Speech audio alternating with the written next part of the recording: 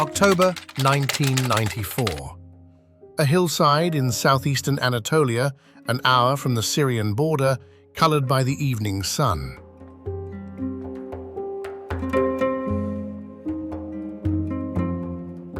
A German archaeologist named Klaus Schmidt is walking uphill through broken ground.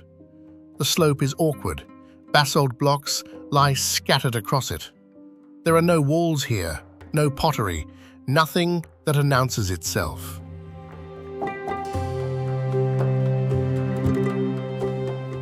He has come because of a piece of paper. 31 years earlier, a joint survey by the universities of Istanbul and Chicago crossed this same ground. A surveyor named Peter Benedict wrote down what he found, and he wrote it down honestly. Mounds of reddish soil, flint scattered across the slopes, and at the highest point, what looked like two small Islamic cemeteries. Broken gravestones. Nothing worth coming back for.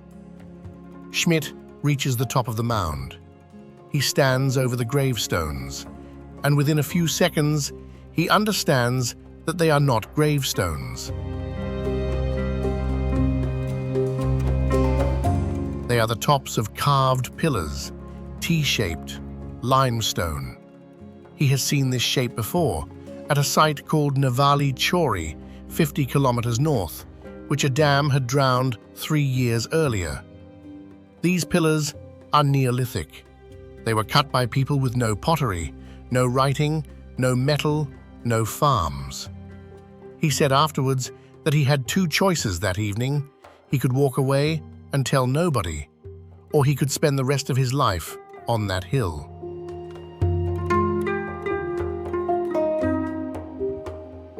He stayed for 20 years. He was still working there when he died in 2014.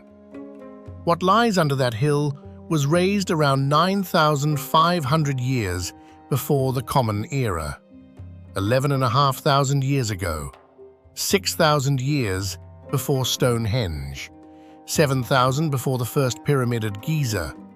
Rings of standing stones, some of them 5 meters tall and weighing more than 10 tons, carved with foxes and scorpions and vultures and wild boar. And then, roughly 15 centuries later, the people who built it buried the entire thing under rubble, by hand, and walked away.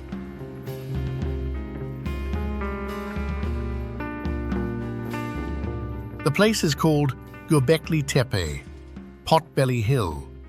It sits about 15 kilometers northeast of the city of Şanlıurfa, in the flat brown steppe of the far southeast, 900 kilometers from the nearest beach umbrella.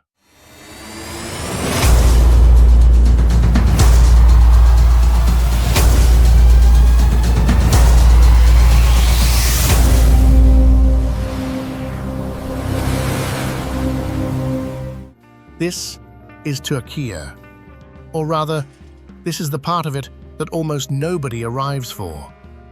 In 2025, more than 50 million foreign visitors came to this country. It was one of the most visited nations on Earth that year, and in the first 9 months of it, roughly 95% of those visitors stayed inside 6 cities. Istanbul and Antalya alone absorbed about 2/3 of all arrivals. 87% of every recorded overnight stay happened inside 23 districts. The country has 922, so there are 2 Turkeyas. One of them has been photographed several billion times. Turquoise shallows, a hotel pool at 7 in the morning, a ferry crossing the Bosphorus at dusk, gulls trailing behind it. And behind that one, inland, uphill, colder, drier, and very much older, there is a second country that most of those 50 million people never crossed into.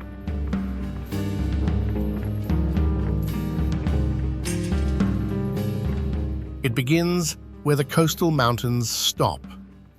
Along the Black Sea in the north, the Pontic Range runs parallel to the water in an almost unbroken wall. Along the south, the Taurus rises straight off the Mediterranean, so steeply that between Antalya and Adana, there is barely room for a road. Those two ranges converge in the east. Between them sits the Anatolian plateau. It covers around 163,000 square kilometers. The ground begins at roughly 700 meters in the west and climbs past 2,000 in the east. And because the mountains stand in the way, the rain that lands on the coast very rarely gets over them. That is the whole mechanism. The coast is wet because the mountains catch the weather. The interior is dry because the mountains keep it. In summer, the plateau bakes, and fine yellow dust lifts off it in the afternoon wind. In winter, it holds snow for months. Two of its largest basins have no outlet at all. Water that falls there does not run to the sea. It sits and it evaporates, and it leaves its salt behind. This is where the country actually happened, not on the beach. So, what has this second Turkey been doing all these years while everybody was looking at the water?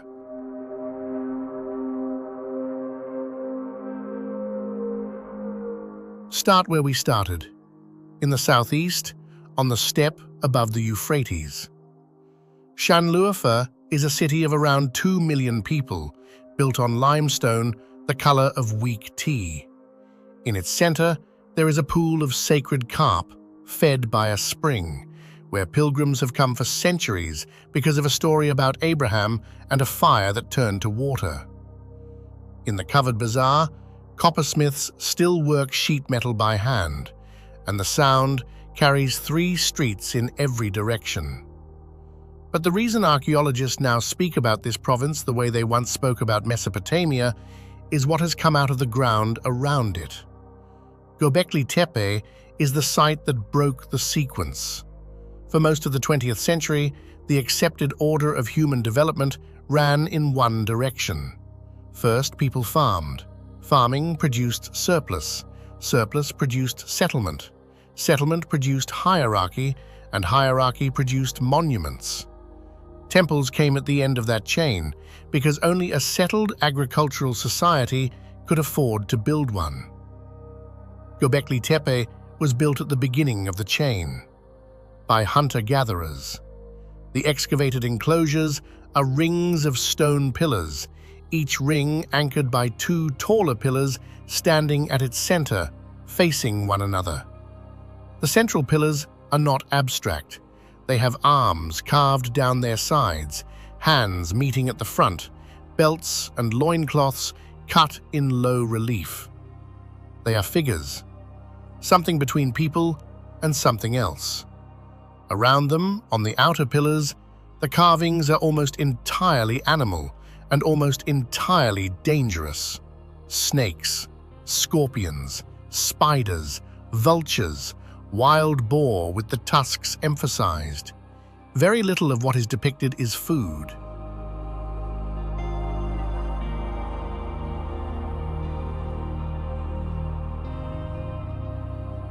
Moving those stones required organization. The largest quarried pillar still lies in its bedrock quarry, unfinished, close to 7 meters long and around 50 tons. To cut it, drag it and stand it upright, people who owned no draft animals and no wheels had to gather in numbers, feed themselves while they worked, and agree on why they were doing it, which is what turned the argument around. Schmidt's proposal was that the gathering came first, that the need to assemble in one place repeatedly for reasons that were not practical is what forced people to find a reliable food supply near that place. The temple did not follow the farm. The farm may have followed the temple. And the wild ancestors of the first domesticated wheat grow on the slopes of Karakada, a volcano visible from the site on a clear day. Since then, the picture has grown. Göbekli Tepe is no longer alone. Across this province and the ones beside it, archaeologists have identified a whole landscape of related sites of similar age, now grouped under a single name that means the Stone Hills. At one of them, Karahan Tepe, a human head emerges from bedrock inside a chamber cut down into the rock, watching a room full of pillars carved as phalluses. Nobody knows what happened in there. What is certain is the burial. Göbekli Tepe was not abandoned to erosion. It was filled in. Rubble, flint debris, and animal bone were carried in and packed around the pillars until the enclosures were sealed. That is the reason it survived 11,000 years in a landscape that has been plowed continuously for most of them. And it is the reason a survey team in 1963 could stand on top of it, take notes, and see almost nothing at all. Remember that year. It comes back.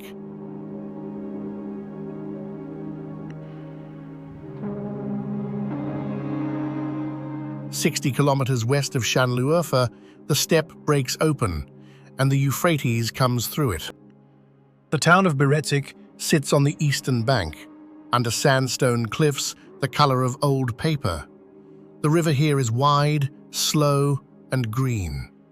Ferries crossed at this point for as long as anyone kept records, because it is one of the few places where the banks allow it. And every year, in the middle of February, the town used to know that winter was finished. Not from a calendar, from the birds. The northern bald ibis is not a graceful animal at rest.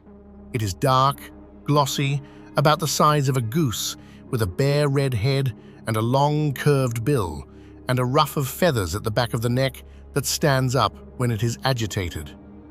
It nests on cliff ledges, not in trees, and it feeds by probing dry ground for beetles and lizards and grubs, which means it needs steppe and rough, fallow farmland rather than wetland. It has been living alongside people for a very long time. It appears in Egyptian hieroglyphs. In the local telling, it was one of the birds released from the ark. In the early 1950s, there were around 600 breeding pairs at Birecik. By 1962, there were 130. The cause was not mysterious. The colony fed on insects across farmland that was being sprayed with DDT. By 1973, 26 pairs remained. A breeding station was built beside the cliffs in 1977. It did not stop the fall. In 1989, 3 adult birds came back from migration. One of them survived to the end of the season. That was the end of the wild eastern population.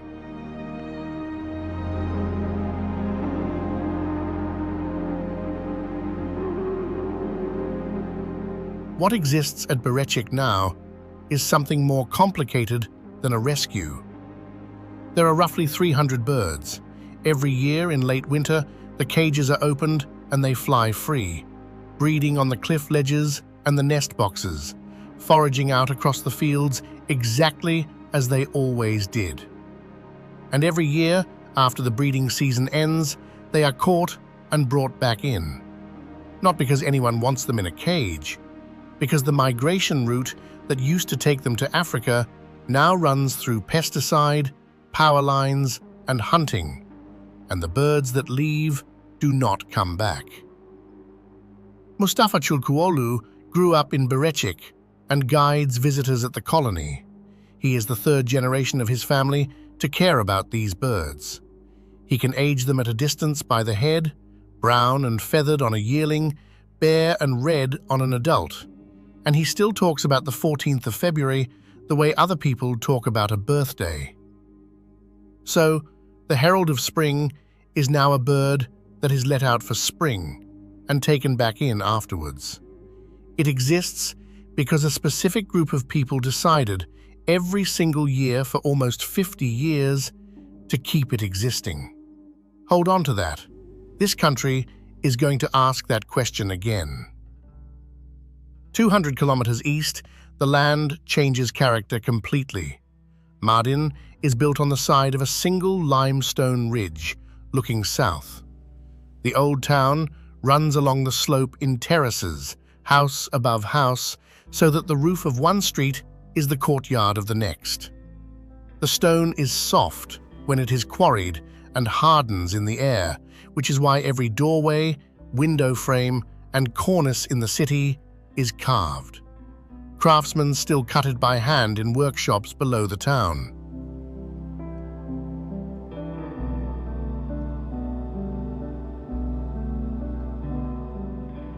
And from the top of the ridge, the view goes flat all the way to the horizon. That is the northern edge of the Mesopotamian plain. On a clear night, you can see the lights of Syrian villages out on it. Here is the contradiction of the place. Mardin looks like a fortress town, sealed and defensive, stacked up a cliff. In practice, it is one of the most layered cities in the country. Arabic, Kurdish, Turkish, and Syriac have all been spoken on that ridge at the same time for centuries. 5 kilometers outside the city stands the monastery of Deirul Zafaran, the Saffron Monastery, founded in the 5th century and built over a temple older than that. In its chapels, the liturgy is still sung in Syriac, a language descended from Aramaic, which means that in a country most of the world associates with beach resorts, there is a hillside where services are conducted weekly in a dialect close to the one spoken in 1st century Galilee. Not preserved as a performance, just continued. Turn northwest now, up onto the plateau proper, and the ground begins to give up something even older. Outside Konya, in the middle of flat wheat country, 2 low mounds rise out of a field.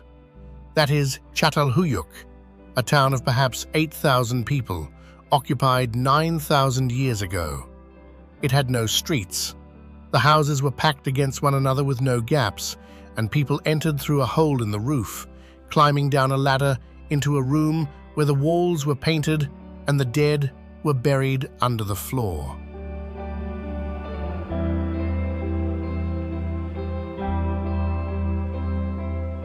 But the strangest thing central Anatolia ever built, it built downwards. The landscape around the town of Nevşehir looks like nothing else on earth. Pale cones of rock stand in valleys by the hundred, some of them 10 stories tall, many capped with a dark stone hat. Locals call them fairy chimneys. They are the result of a simple sequence. Volcanoes buried this region in ash. The ash compacted into a soft rock called tuff. Above it, in places, a harder layer of basalt was laid down. Then rain and meltwater spent several million years cutting the soft rock away, except where a slab of the hard layer stood over it like an umbrella. Everything that survived is standing under a cap. Tuff is the important part. It is soft enough to be carved with iron tools, and once exposed to air, the cut surface hardens. So a room you dig here does not collapse, it gets stronger. For 2,000 years, the people of Cappadocia did the arithmetic on that and reached the obvious conclusion. If the rock will hold, do not build a house. Cut one. They cut churches into the cliffs, hundreds of them, with barrel vaults and columns carved out of solid rock and painted directly onto the stone. They cut dovecotes high on the rock faces to collect pigeon droppings for the vineyards. They cut stables, storerooms, whole farmsteads. And when armies came through, and armies came through this region constantly, they cut downwards and disappeared. In 1963, a man in the town of Derinkuyu was renovating his house. He swung a hammer at a wall in his basement and broke through into a space behind it.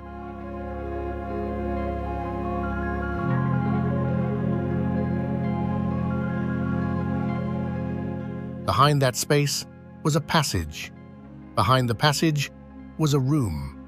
Behind the room were more passages and stairs, and then more rooms, going down through the rock beneath his own street.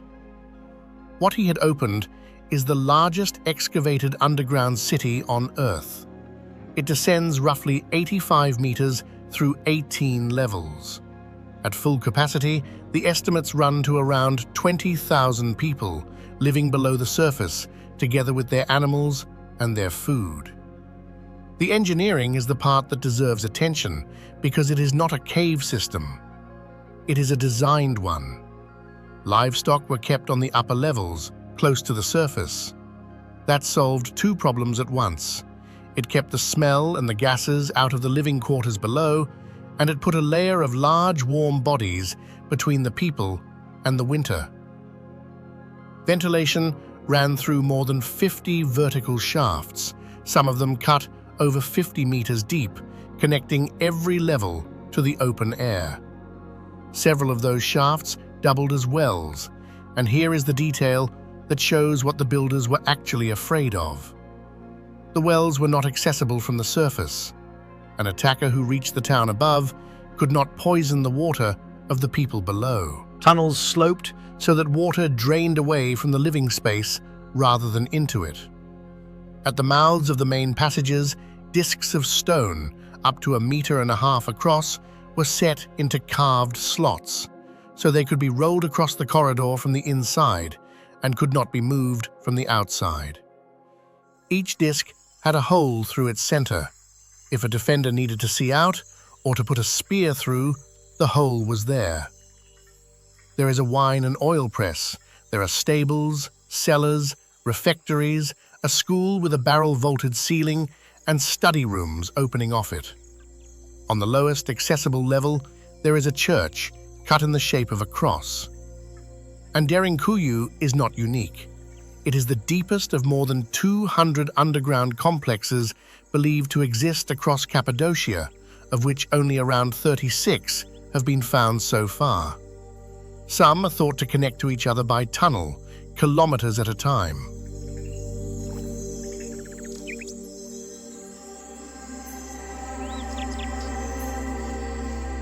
Which raises the question that nobody has fully answered.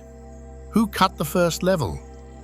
The likeliest sequence begins with the Phrygians in the 8th or 7th century before the Common Era and continues under everyone who followed.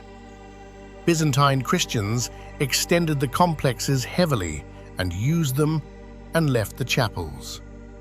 Written accounts from the period describe the population of this region vanishing underground whenever an army approached and staying down there for weeks. Then the raids stopped and the cities were left, and for centuries afterwards, the people of Derinkuyu drew their drinking water from wells that dropped straight through an empty metropolis without knowing that the bucket was passing through it. 1963. On the steppe, a survey team walks over the oldest monument in the world and records 2 small cemeteries. In Cappadocia, a man takes a wall out of his basement and finds 18 floors of city under his feet.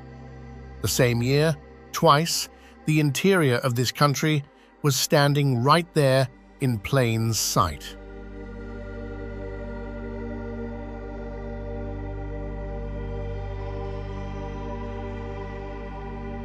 West and south of Cappadocia, the plateau opens into the largest flat space in the country.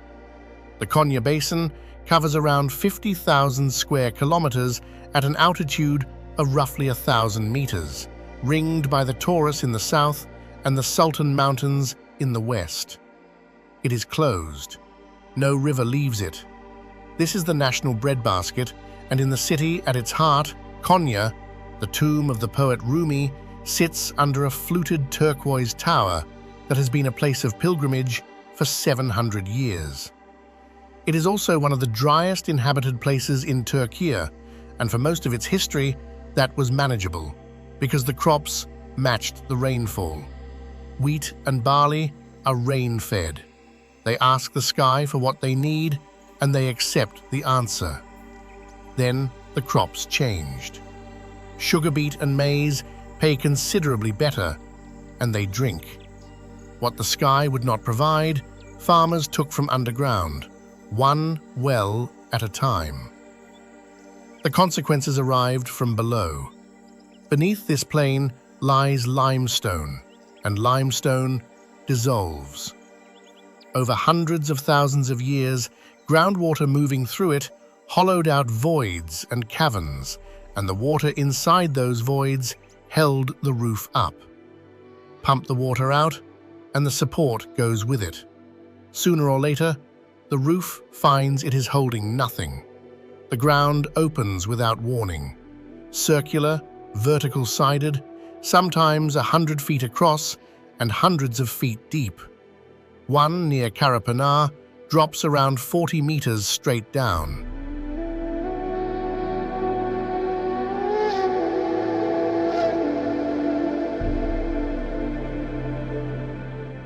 Before the year 2000, this region recorded a handful of these collapses per decade. By the end of 2021, monitoring had flagged around 1,850 areas showing subsidence. In a single recent year, more than 20 large new sinkholes opened in the district of Karapanar alone. By late 2025, the National Disaster Authority had catalogued 684 of them across Konya, Karaman, and Aksaray. Satellite measurements show parts of the basin dropping by up to 10 centimeters a year. Farmers now walk fields they have worked their whole lives with an eye on the ground. Wells that reached water at 30 meters in their father's time are drilled past 150. There is no villain in this story. There is a plain where more water is taken out each year than goes in, and a landscape that is quietly reporting the difference. The official answer has been to bring water in from outside the basin. A tunnel bored more than 17 kilometers through the Taurus Mountains now carries water from a reservoir on the far side, north into the Konya Plain, and further irrigation schemes are being added around it, which addresses the shortfall on the surface. It does not put anything back into the caverns underneath, and the caverns are the ones holding the roof up. And the water has to be missing from somewhere.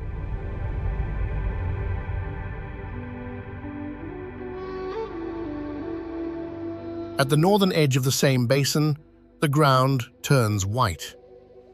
Tuz Gölü is the second largest lake in the country, and for most of the summer, one of the shallowest bodies of water anywhere. In places, it is 30 centimeters deep across tens of kilometers. It has no outlet. Everything that flows in stays in, evaporates, and leaves its minerals behind, so the water is saltier than the sea by a wide margin. When it withdraws in July, it leaves a crust you can walk on, white to the horizon, with the heat standing up off it. Almost nothing lives in it. A single species of brine-tolerant algae blooms in the shallows and turns the water pink. Which is why what happens here every summer makes so little sense at first hearing. This lake, in the driest corner of central Anatolia, hypersaline and half evaporated, is one of the most important flamingo nurseries in the world. Greater flamingos arrive in their thousands in spring. As many as 22,000 have been recorded in a season. They build cones of mud in the shallows and lay a single egg on top of each one. And the reason they choose this lake is precisely the reason nothing else does.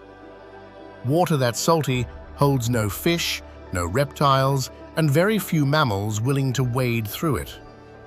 A nest in the middle of Tuz Gölü is a nest that a fox cannot reach. The algae feeds brine shrimp. The shrimp feed the flamingos.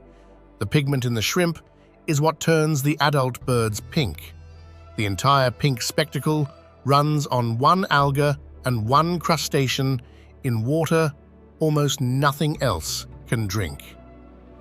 The arrangement only works while the water is there. In the summer of 2025, the shallow feeding wetlands around the nesting colonies dried out early, and roughly 2,000 chicks died. They did not drown. They dehydrated on a lake. Keep that lake in mind as well. We will come back to it, and the news is better than it sounds right now.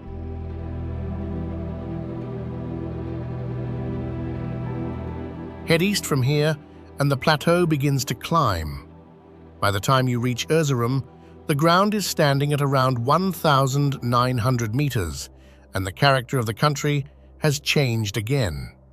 This is the cold half of Turkey. Winter arrives in November and does not leave until April. Temperatures below -30 have been recorded in the surrounding basins, and the valleys of Agri and Kars regularly hold the coldest readings in the nation.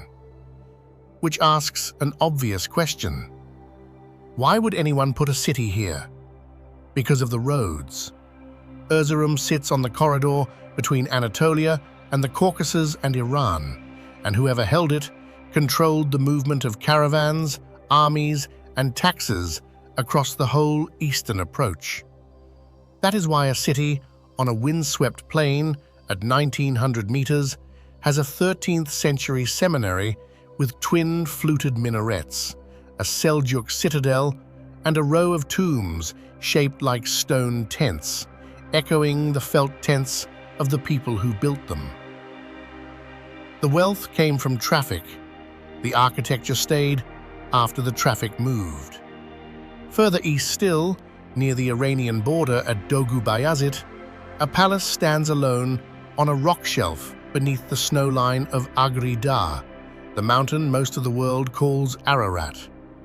Ishak Pasha Saray was finished in 1784 by a local dynasty grown rich on the same trade road.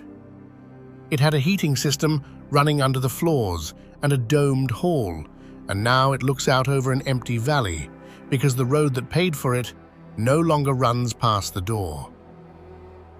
200 kilometers south, Lake Van holds more water than any other lake in the country, an inland sea at 1,600 meters, so alkaline that swimmers come out feeling soapy. Only one fish tolerates it, a small member of the carp family that migrates into the freshwater streams each spring to spawn in such numbers that the shallows turn silver. Above the shore, cut into a rock outcrop, the kings of Urartu left inscriptions 3,000 years old in a language nobody spoke for 2.5 millennia.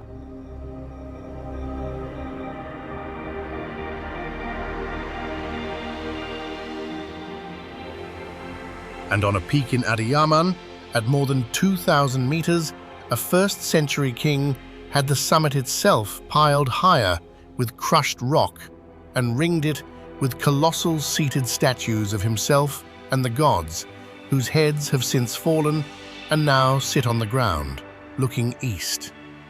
But the emptiest place in eastern Anatolia is not a mountain, it is a city.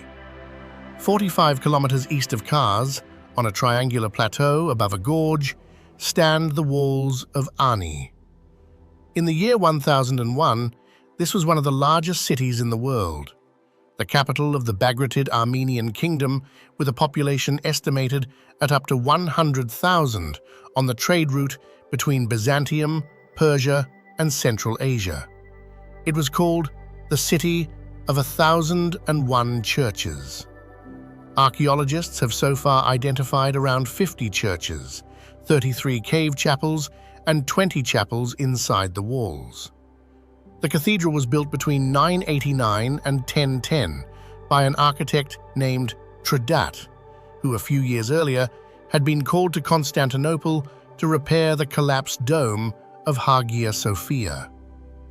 His cathedral at Ani uses pointed arches and clustered piers, and a structural logic that would not appear in Western Europe for another century.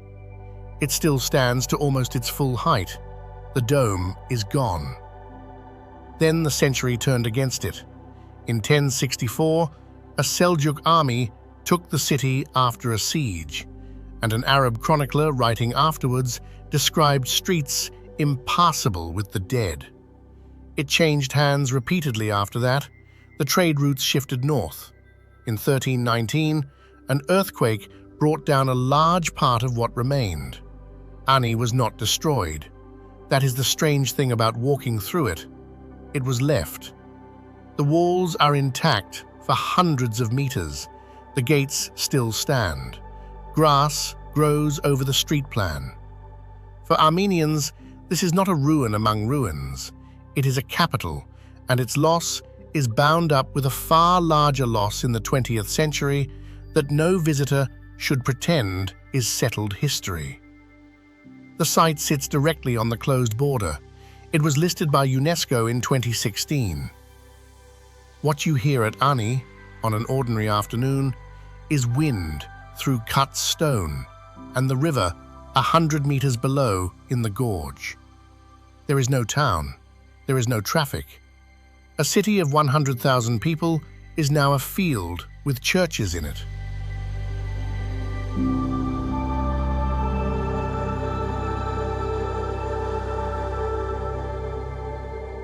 Turn north from here, and within 200 kilometers, everything about the country reverses. The Kachkar Mountains rise off the eastern Black Sea coast to 3,937 meters, and they catch everything the sea sends inland. This is the wettest forest in the country. Spruce, alder, and beech run up the slopes into cloud. Rivers come down white. In the valleys above Çamlıhemşin, mist sits in the trees most mornings until the sun clears it. The national park covers around 52,000 hectares. Above the tree line, the granite is bare, and there are glacial lakes at 3,000 meters that hold ice into July. And every summer, whole villages move up into it. The Yayla is a high pasture with a settlement on it.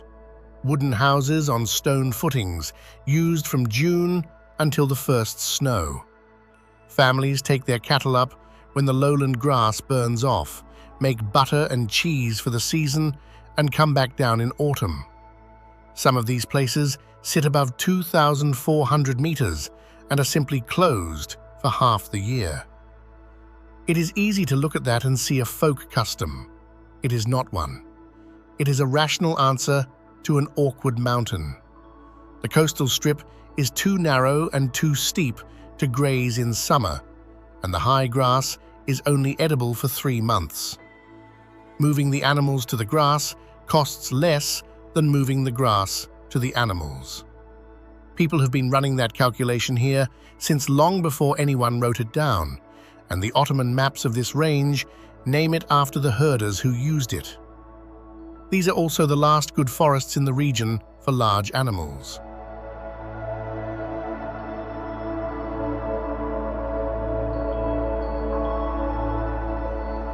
The Grand Kachkar holds the largest intact brown bear population in Southwest Asia. Genetic sampling here has been done mostly from hair, collected off the trees the bears use to rub their backs, and it shows something encouraging. Despite new roads, reservoirs, and a wave of small hydroelectric construction through these valleys, the bears are still moving between separate patches of habitat rather than sitting isolated in pockets. That movement is what keeps a population genetically healthy, and it makes this range a possible source for restoring bears elsewhere in the region.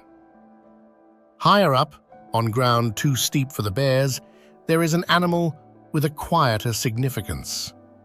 The Bezoar ibex is a wild goat with long scimitar horns that lives on near vertical rock across the Kachkar and the Taurus. It can stand on a ledge the width of a hand. Kids follow their mothers across faces that would stop a climber within their first weeks of life.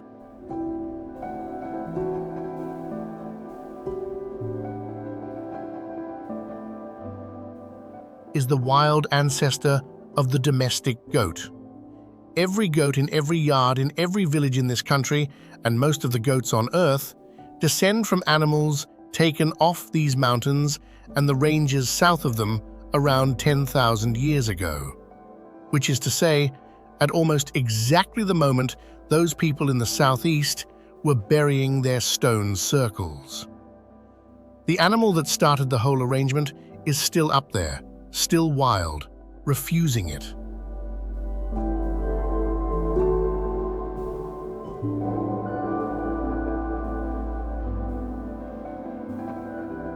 "250 kilometers west along the same mountain wall in the province of Giresun, the valleys are steep enough that a village on one slope can see its neighbor and take an hour to reach it. So the people of Kuşköy stopped walking and started whistling. What they use is not a code and not a signal system. It is Turkish. Using fingers, tongue, teeth, and lips, a speaker converts the vowels and consonants of ordinary sentences into pitched whistles, keeping the grammar and the word order intact. A fluent whistler can say anything they could say aloud. It carries around 5 kilometers across open valley air.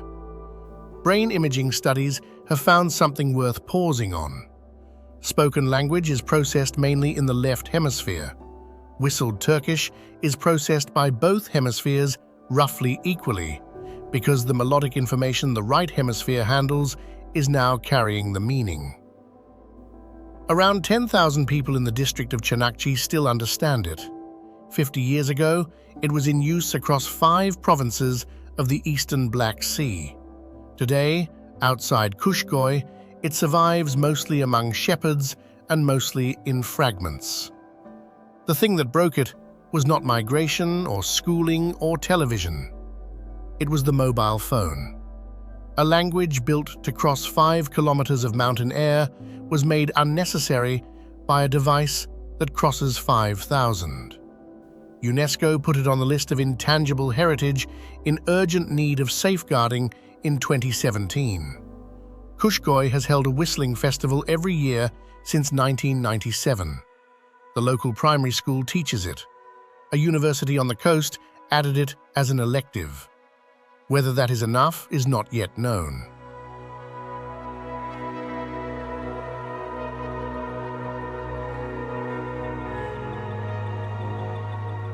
Further east again, tight against the Georgian border, there is a valley the snow closes for 6 months of the year. Kamili, known locally as Makahel, is 6 villages in a basin surrounded by the Karşal Mountains. The road in from Borçka takes 2.5 hours and is shut all winter. In 2005, it became the first and still the only biosphere reserve in Turkey recognized under the UNESCO program. The reason is an insect.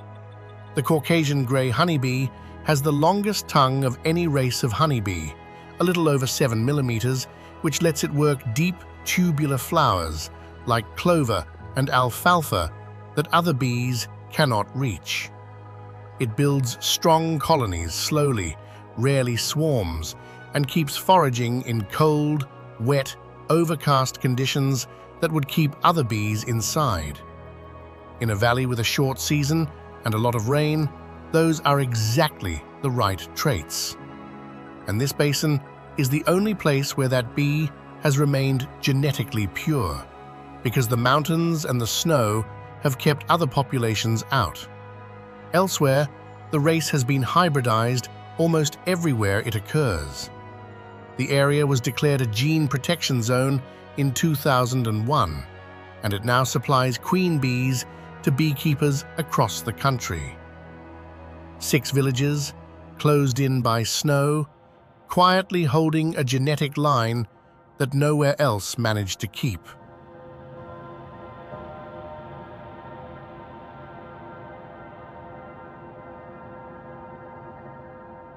The same coast carries other things worth the drive. Above a gorge in Trabzon province, the monastery of Sumela is fixed to a vertical cliff 300 meters above the valley floor, its chapels and frescoes built into an overhang. Inland, the Ottoman town of Safranbolu survived intact largely because the railway went elsewhere and its timber houses were never worth replacing. In Sivas province, the 13th century mosque and hospital at Divri is carved so densely around its portals that no two sections of the stonework repeat. None of these places are on the coastal itinerary. All of them are on the list. And all of them are upstream or downstream of the thing this country has spent the last 50 years building. Two rivers rise in the mountains of eastern Anatolia. The Euphrates gathers near Erzurum. The Tigris starts south of Elazığ. They run southeast out of this country into Syria and Iraq, and between them, they carried the first cities anybody built. Almost the entire length of both rivers inside Turkey now runs through concrete. The Southeastern Anatolia project, known by its Turkish initials as GAP, is one of the largest integrated development programs ever attempted by a single state. 22 dams, 19 hydroelectric plants, irrigation schemes across 9 provinces, covering an area the size of a small country. The logic behind it is not hard to follow. The southeast was the poorest region in the country, with the least industry and the least rainfall reliability. It also happened to sit where 2 major rivers dropped a great deal of altitude in a short distance. Water that fell as snow in the eastern mountains was running out of the country and doing nothing on the way. So it was stopped, and every reservoir that filled took ground with it.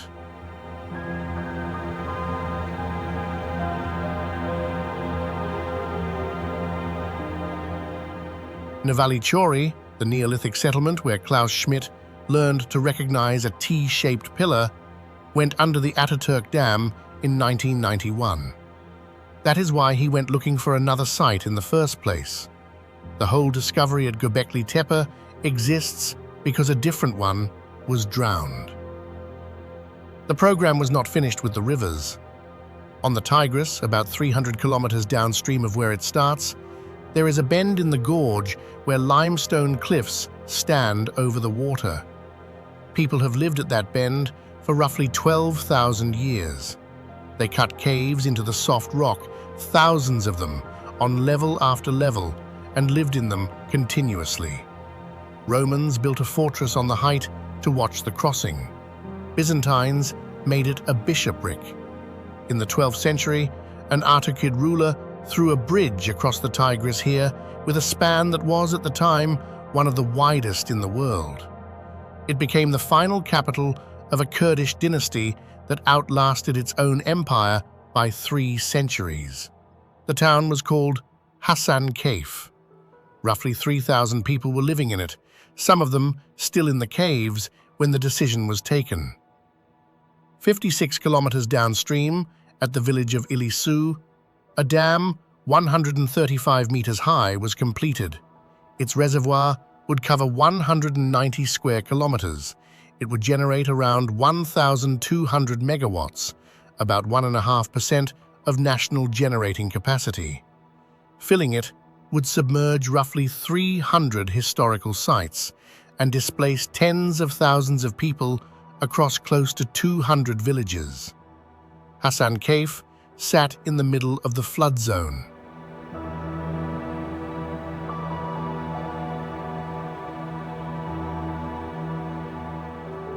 July 2019. The gates close and the Tigris begins to back up behind them. The water rises about 15 centimeters a day. That is slow enough to watch and far too fast to argue with. By February of 2020, the reservoir is a quarter full, with 50 meters still to come. The old market is already gone. The power and the water to the old town have already been cut. 8 monuments have been lifted onto wheeled platforms and driven uphill to a culture park, among them a 600-year-old bathhouse weighing 1,600 tons and the tomb of Zeynel Bey, moved whole. Everything not on that list of 8 stays where it is. Abdurrahman Gundogdu, who has lived in Hasankeyf his entire life, stands in the doorway of his shop and watches the river he grew up beside stop moving. The residents are relocated to New Hasankeyf, a purpose-built town on higher ground across the water, with the relocated tomb, the relocated mosque, and the relocated bathhouse arranged in it. A ferry now runs between the new town and what is left of the old one. The upper citadel is still above the surface. Almost everything else is not. The caves are under the water. The lower town is under the water. The Artukid bridge piers, which stood through 8 centuries of flood and ice, are under the water. 12,000 years of continuous human habitation ended in a specific month, for a specific reason, on a schedule published in advance.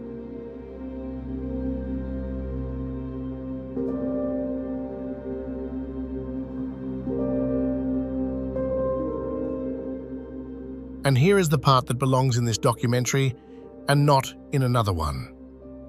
In the same season that the Tigris closed over Hasankeyf, this country hosted tens of millions of foreign visitors. They were 400, 800, 1,000 kilometers away on a coastline that is genuinely beautiful and that nobody should apologize for enjoying. Hardly any of them knew it was happening. It was not concealed from them. It was simply somewhere else, in the 95% of the country, that the 95% of visitors do not reach.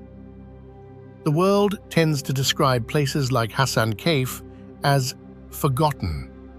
That is the wrong word, and it lets everybody off too easily. It was not forgotten by the 3,000 people who lived there, or by the campaigners who fought it in the courts for 13 years, or by the state that scheduled it. It was only unwitnessed. Those are different things.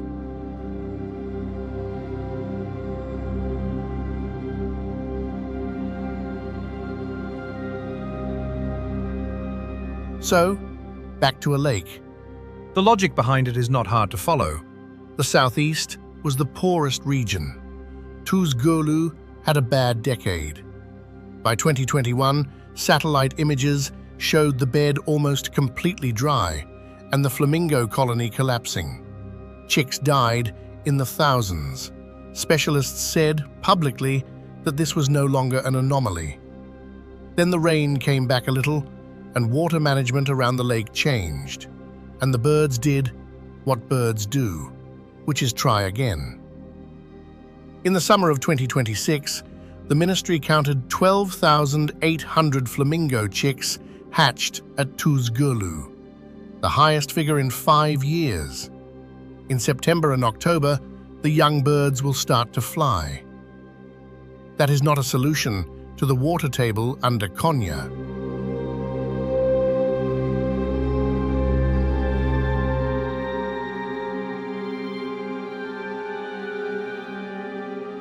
The wells are still going deeper. Nobody should confuse one good hatching season with a fixed system. But it is specific, it is measurable, and it happened. 200 kilometers east of Hasankeyf, on the Euphrates cliffs at Birecik, the cages open again every February, and a bird that was functionally extinct in 1989 comes out and nests on the same rock its ancestors used. There are around 300 of them now, from 26 pairs. It has taken almost 50 consecutive years of somebody bothering. And 15 kilometers outside Şanlıurfa, a hill that a survey team walked over in 1963 and wrote off in a paragraph, is now a World Heritage Site. And the man who recognized it worked there until the day he died, and is buried in the country where he found it. What the interior of this country keeps, it keeps deliberately. The Bee Valley is intact because 6 villages are snowed in and chose not to import other bees. The whistled language survives because a school teaches it on purpose. The ibis flies each spring because people open the door and then close it again. Göbekli Tepe exists because somebody, 11,000 years ago, decided to bury it carefully rather than leave it standing. And what is not kept deliberately is not kept at all. The Tigris proved that in a single winter. The coast will still be there.